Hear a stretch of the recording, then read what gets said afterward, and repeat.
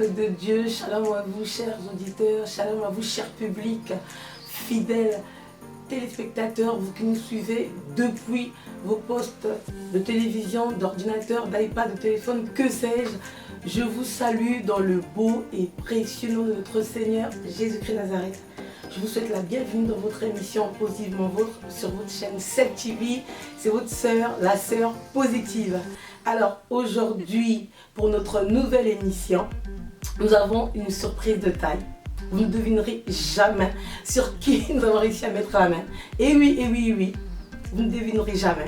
Nous l'avons attendu, nous l'avons espéré, nous l'avons voulu. Nous vous avons fait plaisir. Je ne le présente pas, il se présentera tout seul.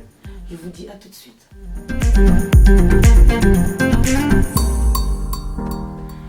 Shalom bien-aimés, c'est votre sœur, la sœur positive. Je suis donc avec notre invité de marque.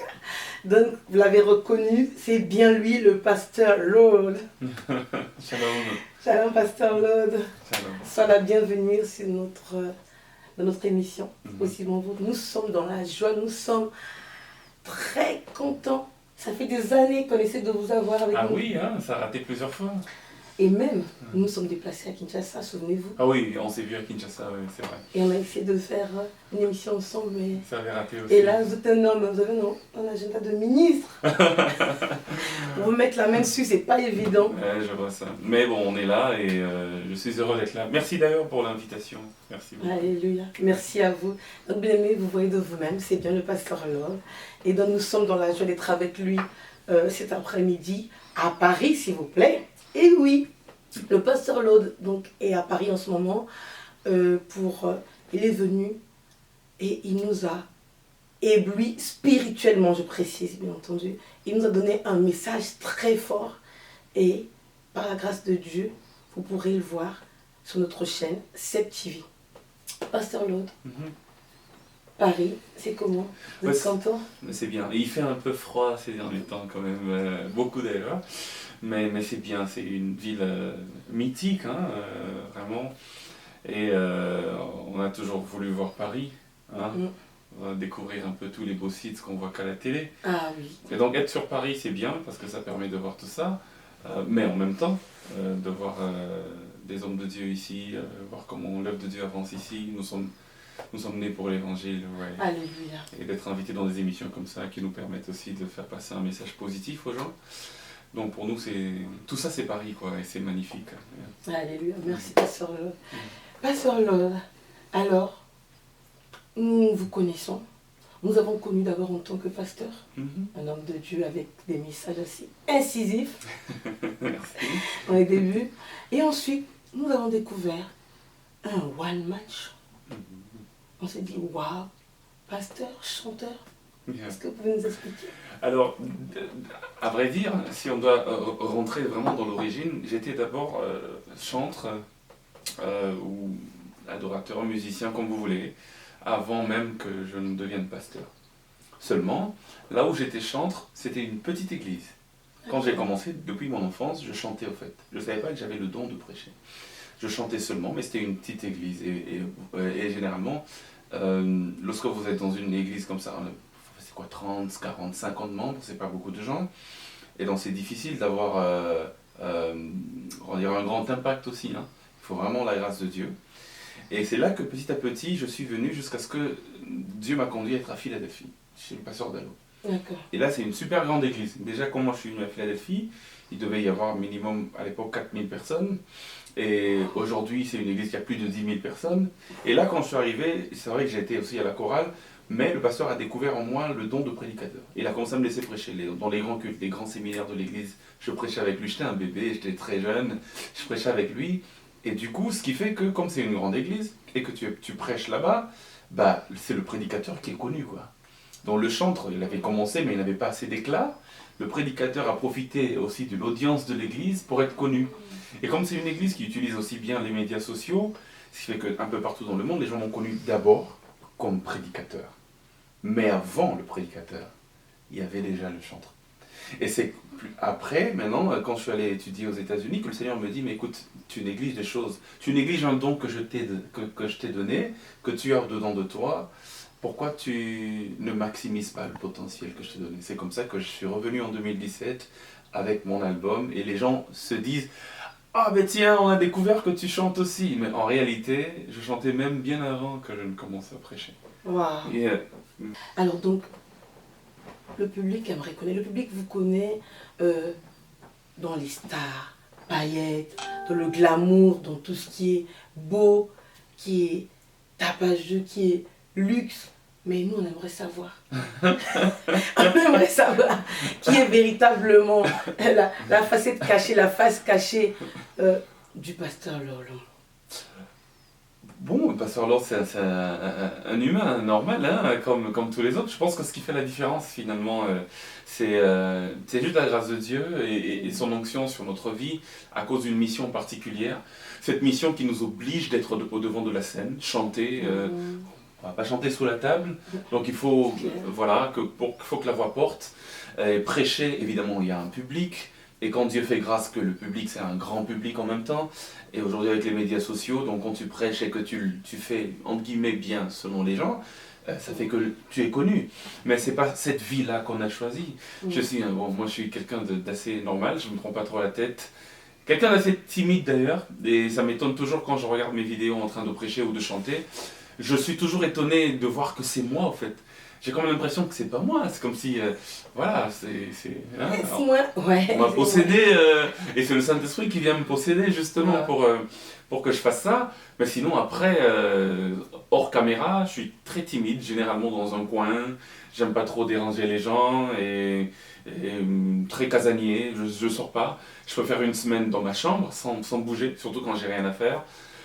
Je suis à ce point casanier, je sors vraiment pas. Tout à l'heure, d'ailleurs, puisque j'étais avec votre frère, le pasteur Évrard, qui voulait me faire visiter un tout petit peu le Val d'Europe. Pour moi, ça me disait rien en fait. Mais tout le monde qui vient ici aime bien voir le Val d'Europe et tout. Mais moi, je suis à Paris, mais je préfère rester dans l'hôtel, dans ma chambre, plutôt que d'aller visiter. Vous voyez ce que je veux dire? C'est à ce point-là que je suis renfermé et casanier. Et voilà quoi, donc voilà, c'est ça quoi. Et j'étais assez taciturne quand j'étais encore plus jeune. Et je crois que c'est des choses qui restent un tout petit peu quand même, qui te marquent à vie. D'accord. Vous êtes né dans une famille chrétienne? Une famille chrétienne, avec un père pasteur, une mère qui était aussi une grande servante de Dieu. Malheureusement, mon père, son âme, elle nous a quittés très tôt, j'avais 9 ans. Et une famille nombreuse. Il y avait 2 avant moi et 2 après moi, donc on était à 5, donc un grand frère et une grande sœur. Il y en a toujours d'ailleurs. Ah, vous n'êtes pas l'aîné? Je ne suis pas l'aîné, je suis 3e, et donc il y a 2 avant moi et 2 après moi. Ce qui fait que les 2 avant moi ont une complicité grande, les 2 après moi sont très complices, et donc j'ai souffert de... L'enfant du milieu. Voilà, j'ai souffert de cela, un peu laissé seul quand même. Donc, ce qui fait que ça a renforcé le côté timide, renfermé, en plus, comme je bégayais, que j'avais pas la parole facile. Comme Moïse. La communication avec mes proches, c'était un peu difficile aussi quand j'étais enfant. Wow. Yeah. C'est tout ça qui fait moi, quoi. D'accord. Et donc vous avez grandi dans l'église? J'ai grandi dans l'église. Avec votre papa pasteur? Papa pasteur. Dans l'école du dimanche? L'école du dimanche, j'ai fait tout, hein. J'ai gravi tous les échelons, l'école du dimanche, grande église, département de jeunesse. J'étais d'ailleurs à un moment donné, d'abord vice-président entre guillemets de l'école du dimanche. C'est pas ça vraiment le titre, c'était... On dit moniteur, je crois. Oui, moniteur de... Voilà, j'étais moniteur adjoint de l'école du dimanche. Et puis après, je suis devenu président adjoint du département de la jeunesse. Et je suis devenu finalement prédicateur de l'église. Non, de l'église même. Hein. C'est-à-dire, quand mon père n'était pas là, c'est moi qui prêchais. Ah bon, vous aviez quel âge? 16 ans, 17 ans, 18 ans. Hein. Je prêchais, je tenais les cultes de dimanche, c'est moi qui prêchais. Très tôt, j'ai commencé à prêcher, en fait. Mais quand est-ce que vous avez rencontré réellement le Seigneur? D'accord, c'est une très bonne question, ça. Alors, ma mère est morte à l'âge de 9 ans. Il y a eu un grand vide qui s'est créé. Et finalement, une année après, à 10 ans, un prédicateur est venu d'Europe. De France, justement. Hein, voilà, elle est belle, la France. Hein. Un prédicateur est venu de France. Il s'appelle, je me souviens toujours son nom, Donatien. Son prénom, c'est Donatien. Son nom, je crois, c'est Boubou. Il doit être congolais, mais vivant ici. Alors, le pasteur Boubou Donatien est venu, invité par mon père à Kinshasa pour prêcher à l'église. L'histoire est belle parce que mon père était pasteur, mais je n'avais jamais donné ma vie au Seigneur malgré que j'étais à l'église. Et quand lui vient de l'Europe, il fait un séminaire de 4 jours. Le 3e jour, c'était un vendredi. En novembre 99, je donne ma vie au Seigneur. Officiellement, je fais la prière de repentance et tout et tout.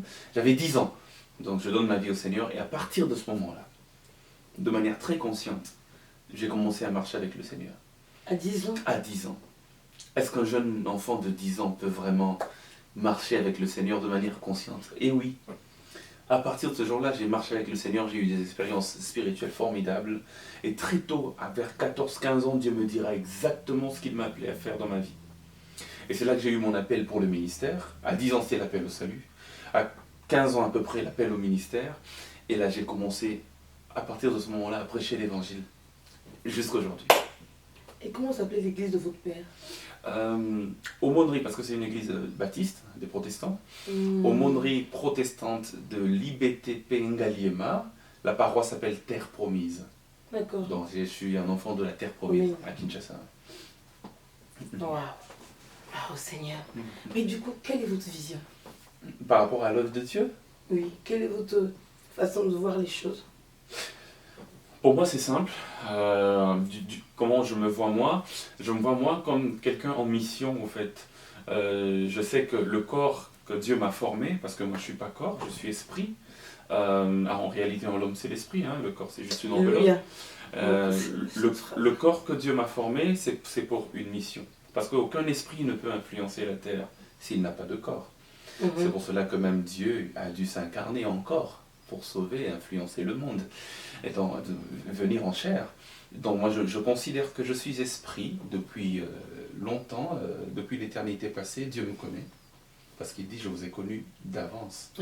Avant que je ne te forme dans le sein de ta mère, je te connaissais. Donc mon existence n'a pas commencé ici sur terre. Bien avant la fondation du monde, Dieu me connaissait, j'existais. Il a choisi cette génération particulière à cause de l'investissement. Il sait que par rapport à l'investissement qu'il a placé en moi, il me fallait venir dans cette génération pour avoir le maximum d'influence possible et d'impact possible par rapport à la mission. Et donc, comme Jésus le dit lui-même, du Fils de Dieu, il est dit qu'avant d'entrer dans le monde, il dit: tu n'as voulu ni sacrifice ni holocauste, mais tu m'as formé un corps. C'est pourquoi je dis: je viens au Dieu faire ta volonté. Donc un peu comme moi aussi, il m'a formé un corps et je suis venu dans le monde, esprit habitant le corps, pour accomplir une mission. Le jour où cette mission sera accomplie, que ça sera fini, l'esprit quittera le corps. C'est ce que les hommes appellent la mort. En réalité, c'est juste un départ parce que on a fini d'accomplir la mission. Et donc c'est comme ça que je me vois. Je me vois comme un esprit en mission sur terre. Et donc du coup, il y a un programme, un cahier de charges. Il y a des choses que je dois accomplir et que j'essaie d'accomplir simplement. Et quand j'aurai tout accompli, peu importe l'âge, quand j'aurai tout accompli, je partirai. Le Fils de l'homme, il a tout accompli à 33 ans, il est parti. Donc pour moi, finalement, ça sert vraiment à rien de vivre trop longtemps si ce n'est que une existence ratée, au fait. Si c'est un gâchis. Le plus important, ce n'est pas le nombre d'années d'existence, même si dans les promesses de Dieu, il nous promet aussi de nous donner une longue vie. Mais le plus important reste la fidélité à l'accomplissement de la mission. Parce que quand on quittera ce monde, parce qu'on sera de l'autre côté, il nous jugera par rapport aux choses qu'on devait accomplir et qu'on a accomplies ou pas. Et notre récompense en dépend. Donc moi, je travaille en vue de la récompense céleste. Voilà. C'est comme ça que je me vois. J'ai trop parlé peut-être. Mais... Pas du tout. On est juste éblouis. C'est comme ça que je me vois. Quelle merveilleuse mission. Quelle merveilleuse vision. Du coup, ça ne sert plus à rien qu'on demande quelle est votre confession de foi. Du coup, ça donne.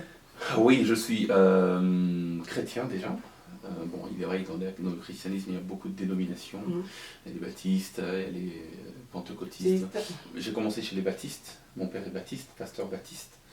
Et après, je suis allé, comme je vous ai dit, auprès du pasteur Dallot pour continuer ma formation et ma mission. Qui lui est pentecôtiste. Assemblée de Dieu. Donc c'est des pentecôtistes. Donc voilà, mais je ne me considère pas vraiment comme baptiste ou pentecôtiste, juste comme un chrétien, disciple du Seigneur et qui croit en tout ce que la Bible dit. Voilà. Alléluia.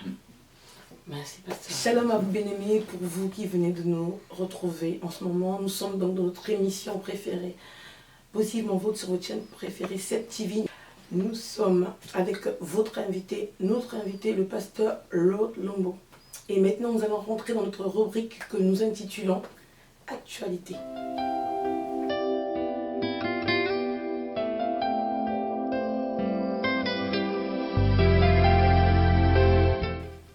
Pasteur Lord, Oui. en ce qui concerne l'actualité du monde en général et de votre pays en particulier, donc possiblement votre s'est renseigné et nous avons appris, enfin, nous sommes rendus compte que le nouveau président est un président chrétien.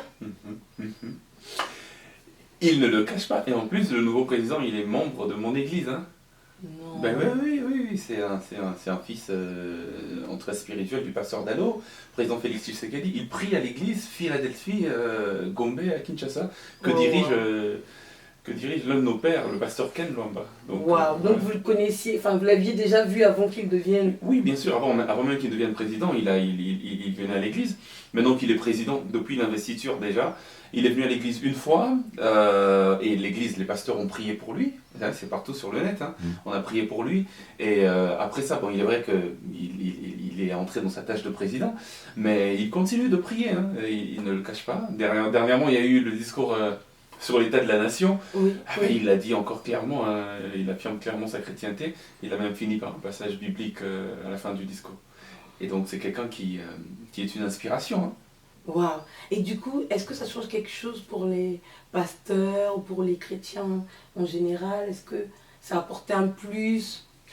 Le fait d'avoir un président chrétien, ça change quelque chose pour nous, les enfants de Dieu? Déjà, pour nous, au Congo, on est à majorité chrétienne. Mais il faut dire qu'avoir quelqu'un c'est le numéro 1 du pays, qu'on le veuille ou pas. Il est le père de la nation. Nous sommes tous quelque part ses fils, peu importe, hein, juriste, pasteur. Et donc avoir quelqu'un de chrétien, évidemment ça change beaucoup de choses. Ça change beaucoup de choses. Si on a plus de chrétiens dans ces sphères-là d'influence, eh bien déjà il y a des lois qui ne vont pas passer facilement, qui sont peut-être valeurs chrétiennes, et puis ça change toujours évidemment quelque chose. Et puis je pense que aux autres chrétiens qui ont un peu honte de leur chrétienté, parce qu'il y a plusieurs qui n'aiment pas clamer haut et fort qu'ils sont chrétiens, avoir quelqu'un de comme ça à la tête de la nation, ça fait que le chrétien il s'affirme un peu plus, il gagne en confiance déjà aussi, et puis pour nous en tant que pasteurs, on a du moins un bon exemple à donner, ne serait-ce que dans les prédications. Merci Seigneur. Donc si on comprend bien, vous êtes de ceux qui estiment qu'on peut être chrétien et faire de la politique? Bien sûr, il faut même, j'encourage même. On ne sera pas tous appelés à prêcher à l'église. Hein. Il y en a qui vont prêcher au Parlement, parce qu'il est peut-être député et qu'il a peut-être un collègue qui n'est pas chrétien. Et là, dans le Parlement, peut-être en pleine plénière, il peut lui glisser un mot et le monsieur se convertit. Je connais un footballeur chrétien, Ricardo Kaká à l'époque, un Brésilien, qui était chrétien et qui affirmait sa chrétienté et qui a entraîné plusieurs. Il y a même un autre Brésilien, Lucho, qui était pasteur. Dans cette génération, Neymar a gagné la Ligue des Champions avec Barcelone en 2014, je crois, et puis il a mis un bandeau sur sa tête, Jésus, 100% Jésus.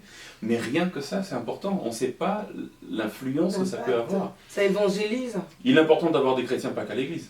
Dans les supermarchés, dans le business, dans le sport, et même jusqu'au sommet de l'État. C'est important.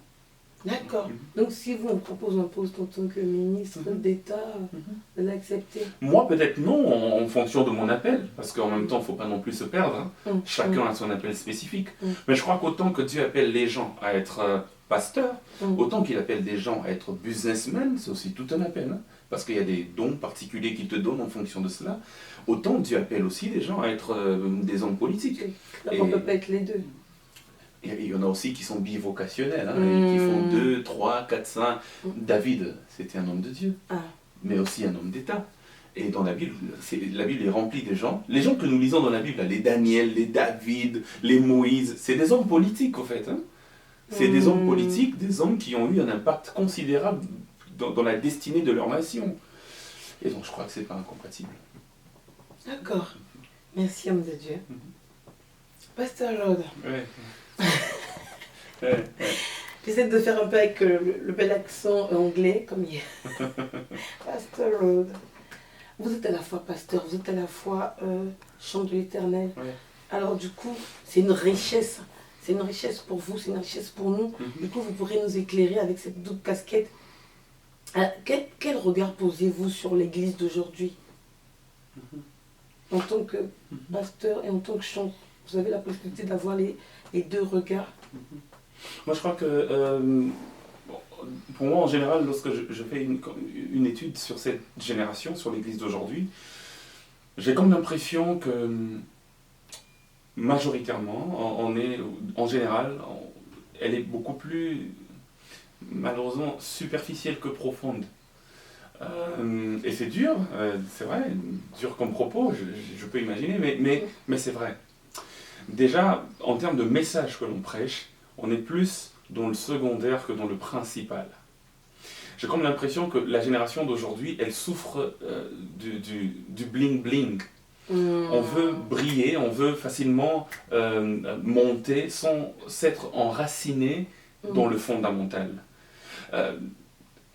Par exemple, lorsque je regarde les messages qui sont prêchés, très peu de messages reviennent sur le salut et ses implications, sur la croix, sur le ciel. Nous sommes très peu préparés sur vraiment ce qui a été fait et qui a fait de nous ce que nous sommes aujourd'hui chrétiens, et même jusqu'où nous allons, parce que ça c'est ce siècle est momentané, mais il y a toute une éternité à préparer.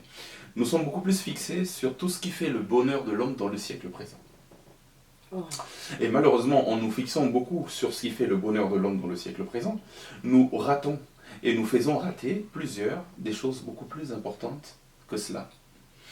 Aujourd'hui, l'homme est tellement tourné vers lui-même, tellement tourné vers son plaisir. La Bible déclare d'ailleurs qu'au dernier temps, les hommes aimeront le plaisir plus que Dieu, donc c'est pas du tout une surprise. Mais l'homme est plus tourné vers lui-même, tourné vers son plaisir, tourné vers tout ce qui est matériel, tourné vers tout ce qui est visible, tourné vers ici et maintenant, tourné vers la culture de l'instant. Que parfois on oublie qu'on a une responsabilité. Cette histoire de chrétienté, je ne parle pas de christianisme, de chrétienté, elle vient de quelque part. Et elle est en train aussi d'aller quelque part, elle nous emmène quelque part. Et au regard de la Bible, à la lecture de la Bible, le monde tel que nous le connaissons, il est vraiment éphémère. Malheureusement, nous avons emmené beaucoup plus un accent sur l'évangile de la prospérité, l'évangile de ouais, ça va réussir, ça va marcher, voilà, ce genre de truc. Il m'arrive aussi de prêcher ça, hein. Ne vous inquiétez pas, il m'arrive de prêcher ça. Mais parfois je me dis, est-ce que c'est vraiment cela le plus important? C'est pourquoi quand je fais un bilan de moi-même, en tant que prédicateur, je me dis, Seigneur, donne-moi de revenir sur le fondamental. C'est pourquoi j'insiste beaucoup ces derniers temps sur deux choses. Premièrement, sur non seulement notre identité, mais notre rôle en tant qu'Église, mais deuxièmement, sur notre mission. Pendant que nous sommes ici sur Terre, qu'est-ce que nous devons faire? Et c'est par la grâce de Dieu, avec le souffle qu'il nous donne, on essaiera d'ouvrir encore plus et de prêcher encore plus les gens sur cela. J'ai vraiment comme l'impression que l'Église aujourd'hui, que ce soit du côté chantre, que ce soit du côté prédicateur, est très superficielle. Waouh! Oh, merci, Madame Scott. Homme de Dieu. En ce qui concerne les pratiques qui se font comme des pratiques sur les miracles, ouais. Il y a aussi des pratiques où il y a des espèces de lavements. Enfin, il y a maintenant des sortes de nouvelles choses qu'on a introduites dans les églises. Je ne sais pas si tu es au courant de ces pratiques-là. Aujourd'hui, avec Internet, on voit beaucoup de choses, hein, c'est vrai. On voit beaucoup de choses, on voit des choses un peu qui nous paraissent étranges. Ouais. Vous, avec votre expérience, je ne sais pas, est-ce que vous pouvez nous éclairer là-dessus? Alors, j'ai toujours essayé, surtout en ce qui concerne des pratiques spirituelles, d'être en même temps, avoir un regard qui essaie de comprendre, qui essaie de discerner, parce que la Bible dit qu'il faut discerner les esprits, hein, et en même temps, essayer d'écouter juste le témoignage intérieur du Saint-Esprit. Pourquoi je le dis? Jésus, lorsqu'il est arrivé sur terre, il guérissait les malades. Un jour, un aveugle est venu. Il a fait une pratique assez bizarre. Ouais. Je me dis, si j'étais à l'époque de Jésus, comment j'allais recevoir cela? Il crache par terre. il fait la boue avec sa salive. Il met sur les yeux de la personne et il dit va te laver à la piscine de Siloé. Imaginez qu'aujourd'hui imaginez qu'à l'époque il y ait eu Internet. On voit ce supposé Jésus fils de Dieu qui crache par terre et c'est filmé. Hein, et c'est partagé partout sur WhatsApp. Qu'est-ce qu'on allait dire? Un charlatan. Qu'est-ce qu'il veut nous faire croire? Qu'est-ce que vous voyez? Donc, en ce qui concerne les pratiques qui emmènent au miracle, j'ai toujours fait l'effort de ne pas trop m'ingérer dedans. Quelle est la limite entre l'orgueil de l'homme de Dieu, qui veut juste prouver quelque chose, et la révélation qu'il a reçue de Dieu, qui lui dit que pour ce miracle, il faut passer forcément par tel moyen. Il y a des gens, par exemple, qui prennent leur veste et puis ils disent « reçois » et puis les gens tombent. On se dit « ah, mais pourquoi la veste ?» Il ne peut pas dire juste « reçois », il ne peut pas juste déclarer avec ça. Pourquoi il doit utiliser la veste? Vous allez vous rendre compte que dans la Bible, certains objets étaient porteurs de certaines onctions. Et donc, parfois, j'ai comme l'impression qu'il faudrait être un peu... Il faut y aller un peu mollo. Hein. Mais en même temps, et ça aussi, il y a une exagération dans cette génération des pratiques qui vraiment sont à gauche, quoi. Et parfois, je pense qu'en tant qu'enfant de Dieu, le plus important, c'est le témoignage intérieur de l'Esprit de Dieu. Tu verras une pratique et tu peux te rendre compte que, aussi bizarre que ce soit, ça peut être inspiré de Dieu. Tu verras une autre pratique où, au-dedans de toi, tu sens, par le témoignage intérieur de l'Esprit, que ça, aussi pur que ça peut paraître, Dieu n'est pas dedans. Ou aussi bizarre que ça peut paraître, Dieu n'est pas dedans, c'est aussi possible. Mais le plus important, c'est de ne pas juger avec l'intelligence. Mais vraiment, dans les choses spirituelles, il faut les juger aussi de manière spirituelle. Et c'est le témoignage de l'Esprit qui compte pour moi. Yeah. Merci, homme de Dieu. Et comment ça se passe dans le milieu chrétien en tant que chantre? Quand il y a l'arrivée d'un nouveau chantre, comment réagissent ceux qui sont déjà en place? Ça se passe bien? Ils sont acceptés difficilement. Ah bon? Oui, ça dépend. Après, ça dépend de chacun. Ça dépend aussi de ceux qui sont là depuis longtemps. Ça dépend de leur attitude, de leurs insécurités aussi. Hein. Parce qu'il y en a qui sont tellement insecure, qui manquent de sécurité, que quand ils voient quelqu'un émerger, ils se disent il vient prendre ma place. Alors que c'est pas question de venir prendre ta place. Je pense la famille s'agrandit. Bien sûr, nous avons chacun de nous une place, chacun de nous une mission particulière à accomplir. Donc ça dépend. Mais moi, pour parler de mon expérience personnelle, je crois que j'ai plutôt été très bien accueilli. Parce qu'avant même d'être chantre, comme vous savez, j'étais prédicateur et je les côtoyais, hein, eux tous, ces chantres-là. La plupart d'entre eux, d'ailleurs, je les ai invités dans mes activités que j'organisais. Donc après, maintenant, quand j'ai lancé mon album, c'était plus des encouragements. Hein. J'étais bien accueilli, que ce soit par tous les frères. Si je cite des noms, je risque d'oublier certains autres. Mais eux tous m'ont très très très bien accueilli. Et j'essaie de faire de même pour ceux qui viennent après. Pour ceux qui viennent après. Ouais. D'accord. Et avec qui aimeriez-vous faire un featuring? Avec eux tous, hein, si possible.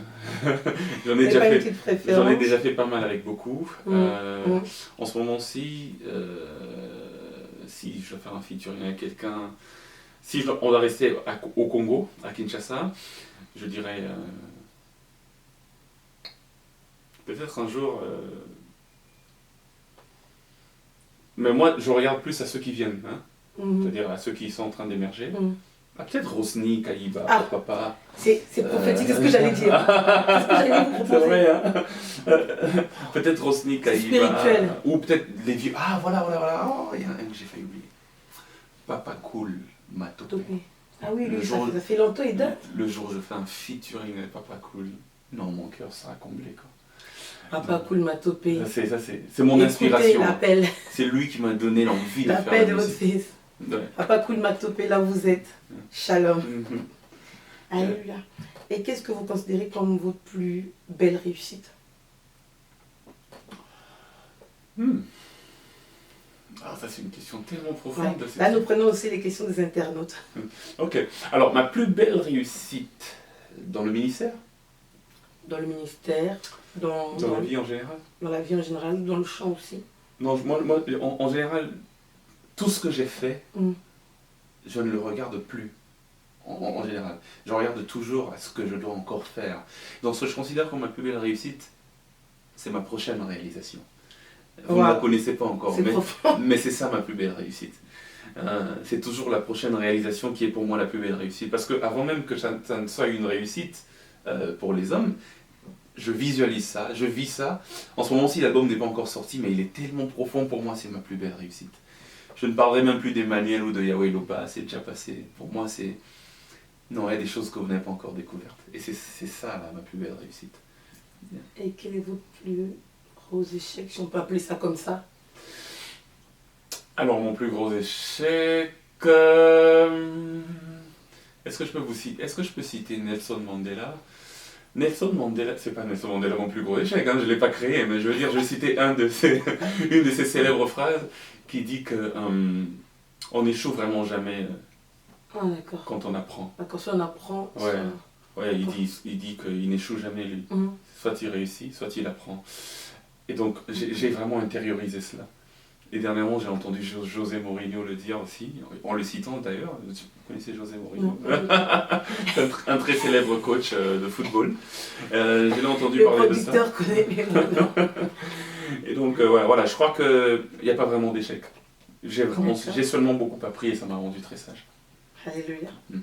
Et Motown Gospel, qu'est-ce qu'on peut en dire? Motown. Ah ben ça c'était quand même quelque chose de bien sur mon chemin je crois, et ça l'est toujours parce que je suis toujours sous contrat, Motown Gospel, Universal Music Africa. Quand j'ai fait mon premier album, après une année je crois, ils nous ont contactés, ils ont beaucoup aimé, ils ont voulu désormais qu'on puisse travailler avec eux, avec Motown. On a pris une année à peu près de réflexion, on voulait pas. Pourquoi vous voulez ça? On se disait est-ce que c'est important, qu'est-ce qu'ils vont nous apporter de plus? Déjà on s'en sort bien sans eux. C'est quoi le plus qu'ils apportent? Voilà. Et c'était pas clair au début, et puis c'est devenu un peu plus clair à force de parler avec eux. Et c'est comme ça que finalement on a décidé de signer avec Motown. Et voilà, donc les prochaines œuvres qu'on va faire dans les 3 années qui viennent, ça sera avec Motown. Après on verra comment ça se passe, et on verra si on va renouveler ou pas. On a voulu prendre 3 ans d'abord, on voit, et puis on verra si on va renouveler ou pas, et voilà. D'accord. Et du qu'est-ce que vous conseillerez à une personne qui aimerait être pasteur et chantre? Vous conseillerez de... Qu'est-ce que vous conseillerez à cette personne? Est-ce que c'est... Je ne vais pas dire que c'est... Est-ce que c'est facile ou difficile? Ce que j'aimerais dire, est-ce que c'est mieux pour une personne d'être un chrétien normal, en guillemets, et d'avoir un travail normal? Que d'être pasteur ou chantre? Moi je pense que ça dépend de l'appel au fait. Le conseil que je donne vraiment c'est de connaître son appel. Vraiment connaître son appel. Vous n'êtes pas ici sur terre par hasard. Connaissez ce pourquoi vous êtes appelé.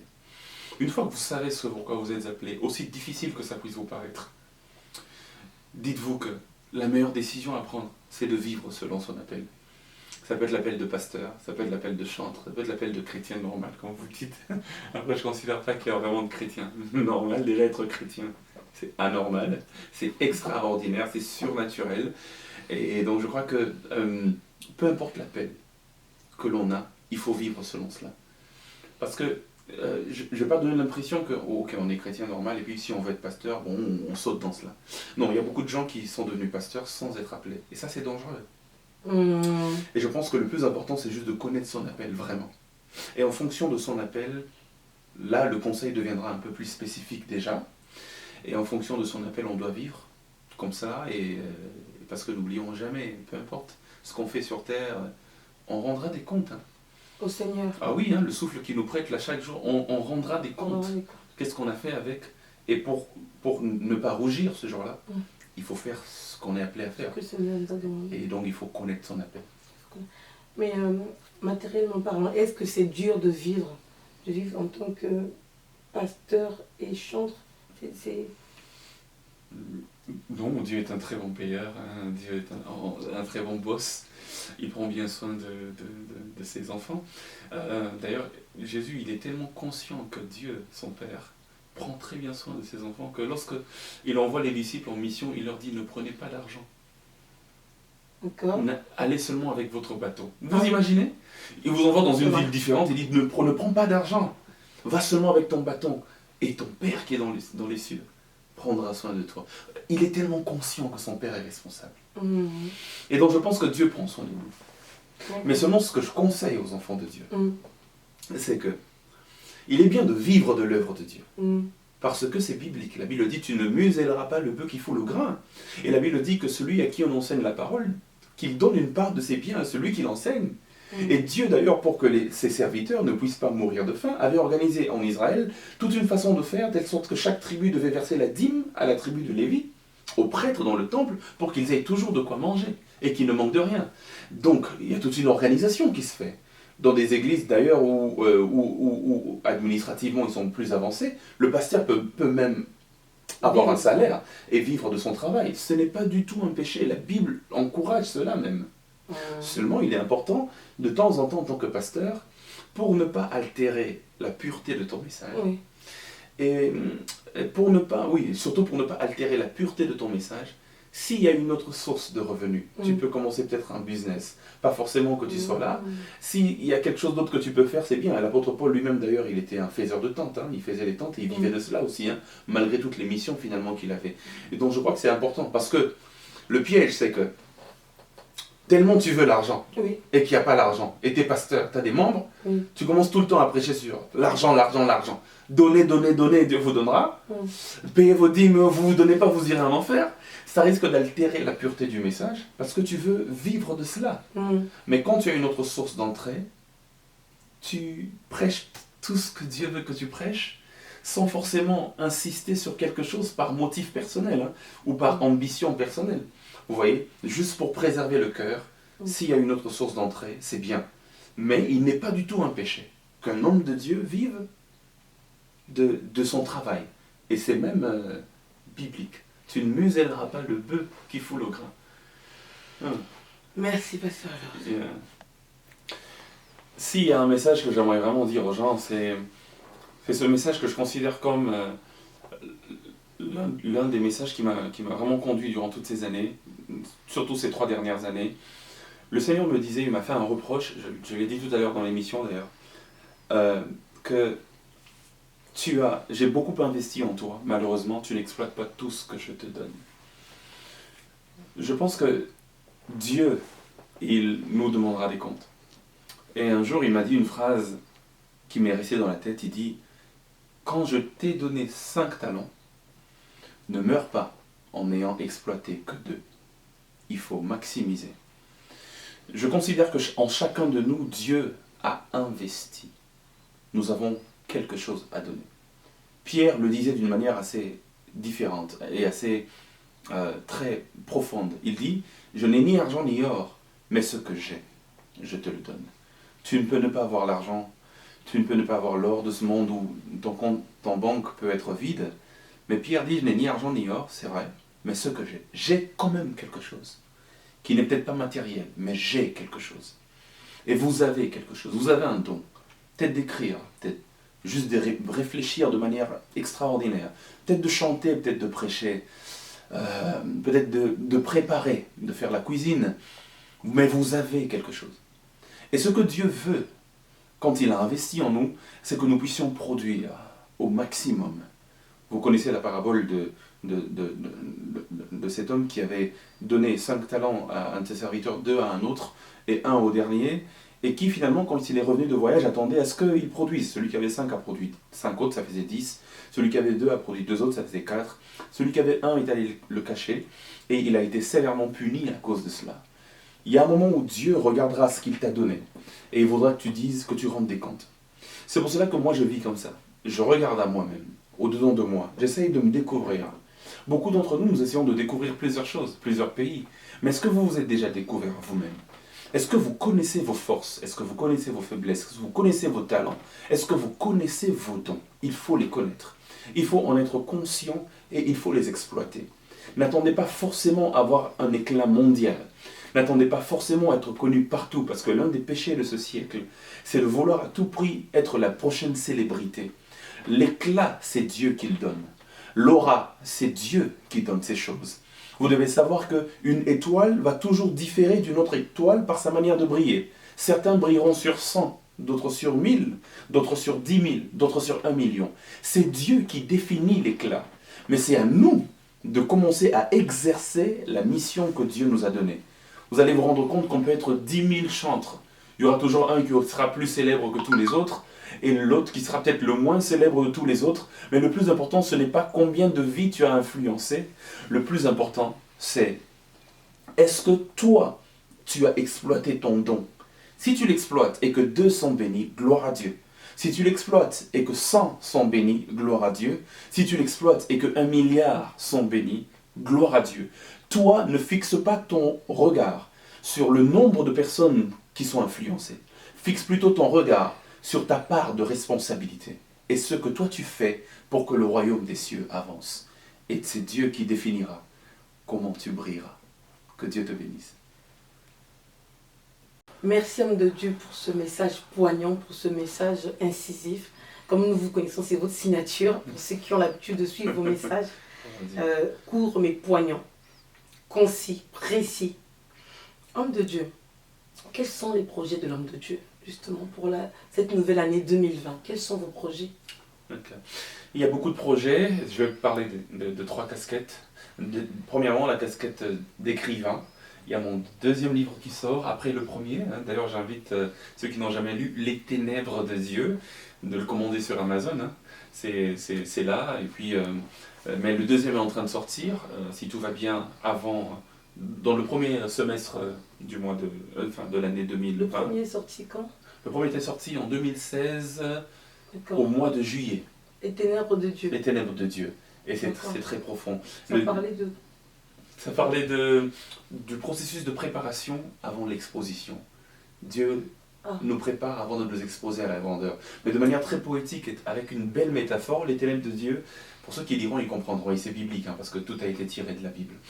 Et le second livre? Le second, il va parler, je n'ai pas encore vraiment trouvé le titre, mais le contenu, il va parler des grandes leçons que j'ai apprises sur la vie et sur le ministère, jusque-là. Donc je crois que le pasteur Atoms, qui est l'un de mes pasteurs, me dit toujours, tu n'as pas besoin de tout savoir pour partager. Parfois, le peu que tu sais, quelqu'un peut en avoir besoin. Donc je n'attends pas à avoir 80 ans pour dire ouais, j'ai une super grande expérience. Je crois que déjà ça fait plus de 15 ans que je sers le Seigneur, donc il y a quand même des petites choses que je sais que j'aimerais partager pour que les gens soient bénis. Et donc ça parlera de ça. Le livre il sortira peut-être même le premier trimestre déjà de 2020. Attendez ce livre. Et où est-ce qu'on pourra le trouver? Oh, ça sera partout, on fera une tournée en France, ne vous inquiétez pas, on viendra même jusqu'ici. Et peut-être même que dans Positivement Vôtre, on en parlera encore. Et donc voilà, et après, il sera aussi disponible sur Amazon comme le premier. Donc chez vous, calmement, vous entrez en ligne, vous commandez. Et à la FNAC aussi. Ça vous a... Et on fera tout pour ça à la FNAC aussi. Donc voilà, ça c'est un. Dans la casquette du chantre, il y a déjà des concerts, il y a une tournée qui continue. Donc on a fait plusieurs villes, on avait fait Tours, on a fait Nantes, on a fait Toulouse, plusieurs villes. Là on va faire le 18 janvier de cette année même, donc bientôt là, le 18, dans 2 semaines, on va faire Bruxelles. D'accord. On a un concert à Bruxelles. Déjà prévu. Oui. Je crois Espace Luminent, si je ne me trompe pas, ou quelque chose comme ça. Mais tous les détails, ce sera sur les flyers à Bruxelles. Et le 25, on est à Lyon. Et le 8 février, nous sommes à Paris. Et toujours dans le côté chantre, il y a aussi le 2e album qui est en train de sortir, cette fois-là avec Motown comme label de production. Donc le 2e album est en train de sortir. Celui sur le mariage, amoureux, c'est ça? Oui, celui dans lequel il y a amoureux. Amoureux n'est pas un chant de mariage, c'est vraiment un chant où on exprime juste notre amour pour Jésus, même s'il est vrai que ça joue beaucoup dans les mariages. Mais il y aura amoureux dedans et il y aura 10 autres titres, parce qu'au total ça fera 11 titres. Ça sort très bientôt et je crois que ça sera au premier semestre 2020. Après, du côté prédicateur, restez branchés parce que je passerai à côté de chez vous pour des conférences. On va faire, si tout va bien, en 2020, plus de 10 villes où nous serons en train de faire des conférences. À Kinshasa, Brazzaville, on sera à Paris, on sera à Bruxelles, on sera à Dakar, on sera à Abidjan, on sera à Libreville. On sera dans plusieurs villes pour apporter le message que Dieu nous a donné. Et vous repartez aux États-Unis, vous avez l'intention? Oui, on sera aussi, si tout va bien d'ailleurs, à Dallas pour une conférence aussi là-bas. Donc, je vous invite à rester branchés. Les dates seront disponibles très bientôt sur notre page Pastor Lord Lombo. Et comment ils font ces gens pour faire appel à vous? Qu'est-ce qu'il faut faire? Si des personnes nous suivent et veulent faire appel à vous, justement. Déjà, pour les conférences dont je parle, ce n'est pas les gens qui font appel à nous, ça c'est nous-mêmes qui les organisons. C'est nous, avec notre structure, qui organisons toutes ces conférences-là. Mais maintenant, si des gens veulent faire appel à nous, veulent peut-être nous inviter prêcher dans une ville, ou peut-être des gens veulent dire, ok, voilà, dans notre ville aussi, on veut une conférence avec vous, on veut l'organiser avec vous, il faut nous contacter. Notre email, c'est lombolord7@gmail.com.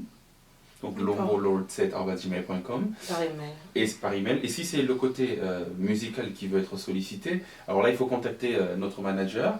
Et l'email c'est contact@lightspro.com, lightsproagency.com. Donc on va écrire, ça va certainement s'afficher en bas de l'écran. En bas de l'écran. Yeah. D'accord. Donc d'autres événements à venir? Non. L'année 2020 sera très chargée d'événements, donc restez juste branchés et vous aurez tous les détails. Le mot de la fin. Merci. Merci à vous pour l'invitation. Merci à vous aussi de nous avoir suivis. J'espère que vous avez été édifiés. Par la grâce de Dieu, nous serons peut-être très bientôt à côté de chez vous, donc n'hésitez pas de passer, de communier avec nous, que ce soit pour la chanson, que ce soit pour les conférences sur le livre ou juste pour des campagnes d'évangélisation selon que le Seigneur nous conduira. Donc merci, restez branchés aussi sur Positivement Vôtre. Merci Pasteur Laude. Donc chers amis, chers bien-aimés, chers auditeurs, à vous qui nous suivez de partout, nous vous remercions de nous avoir suivis donc, dans votre émission Positivement Vôtre sur votre chaîne 7TV et nous espérons que nous aurons encore l'occasion de recevoir à nouveau l'homme de Dieu pour des plus amples explications. Je sais que vous avez beaucoup de questions aujourd'hui parce que les questions ont été ouvertes sur les réseaux sociaux. Merci à vous. Et nous remercions aussi donc, le fondateur de cette TV. Nous remercions le berger du Centre évangélique de Paris. Nous remercions toute l'équipe de Possiblement Vôtre, toute l'équipe de cette TV. Nous remercions l'ancien Sébastien et nous vous remercions vous. Merci pour votre fidélité. Nous vous disons à bientôt. Nous vous disons shalom. Shalom. Soyez bénis.